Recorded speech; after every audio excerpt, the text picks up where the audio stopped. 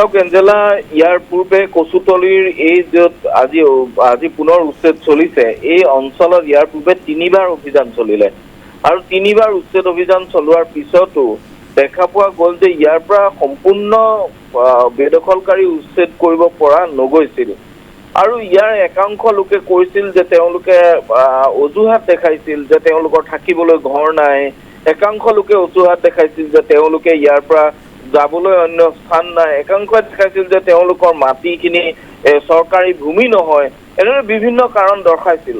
আৰু তাৰ বাবে কিছুদিন স্থবিৰ ৰাখি পুনৰ চাৰ্কুল অফিচাৰক এই গোটেই বিষয়খিনি পৰ্যালোচনা কৰিবৰ বাবে তেওঁলোকক কিছু সময় বান্ধি দিয়া হৈছিল। কিন্তু দেখা পোৱা গ'ল যে যিসকল লোকক উচ্ছেদ কৰিছিল সেয়া সংখ্যা হ'ল প্ৰায় 1195 আৰু 1195টা পৰিয়ালক ইয়াৰ পৰা উচ্ছেদ কৰাৰ পিছত পুনৰ তেওঁলোকে আহি ইয়াত ঘৰ সাৰিছে। বহু লোক ইয়াৰ পৰা মায়ঙৰ দিশে গুচি গৈছিল, কিন্তু তাৰ পৰা আকৌ পুনৰ বহু লোক আহি ইয়াত তেওঁলোকে উচ্ছেদ কৰা ঘৰ পুনৰ নিৰ্মাণ কৰিছে। এতিয়া আজিৰ যিটো অভিযান, এই অভিযানটোৰ কাৰণ হ'ল যে যিসকল লোকক উচ্ছেদ কৰা হৈছিল, চিনাক্তকৰণ কৰি উচ্ছেদ কৰা হৈছিল, তাৰ পিছত তেওঁলোক পুনৰ আহি তেওঁলোকে ইয়াত ঘৰ সাজিছে আৰু এই চৰকাৰী ভূমিখিনি মুকলাই ইয়াত চৰকাৰী কিবা প্ৰতিষ্ঠানক গঢ়ি তুলিবৰ বাবে এইখিনি মুকলোৱা হৈছে। কিন্তু তেওঁলোকে চৰকাৰী প্ৰতিষ্ঠানক এই মাটিখিনি দিব নিবিচাৰে, তাৰ বাদে তেওঁলোকে নিজে এই মাটিখিনি নিজৰ দখলত ৰাখিব বিচাৰে।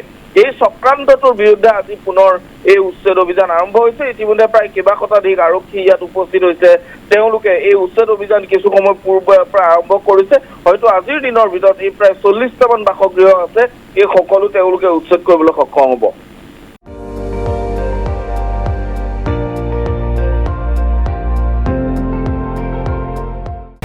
আপুনি চাই আছে ND24, সৰ্বশ্ৰেষ্ঠ নহয় সৰ্বোত্তমৰ দৌৰ।